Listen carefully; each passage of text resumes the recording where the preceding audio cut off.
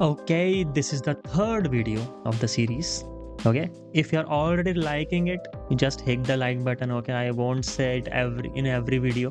Okay, please remember that. Now, in this video, we're gonna be seeing what are the different services that AWS provides. Okay, apart from all those features that we have seen, that 24 hours up and running service and whatever. In this, we are seeing what are the services. For example, there are three services that are infrastructure as a service, software as a service, and a platform as a service. Now, what's the difference between these three? Let's see one photo, one picture, and this one provided by Red Hat Linux, very famous Linux. Okay, very famous operating system apart from Kali Linux. So let's see.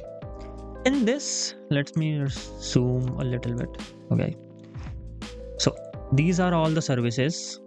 These are infrastructure as a service, platform as a service, software as a service. Okay, so the difference between these are, in the infrastructure, the networking, storage, server, virtualization are all provided by the for example AWS, the service provider managers, right? They manage all those things. They will give you the machine, and on the top of the machine you have to install the OS, you have to take care of the middlewares, you have to take care of the data runtime, the application, all of that you have to take care. Okay, in platform as a service, it gives you the whole machine, plus it will give you the runtime, the operating system already installed, so they manage everything from their side. You just have to manage the application and the data, right?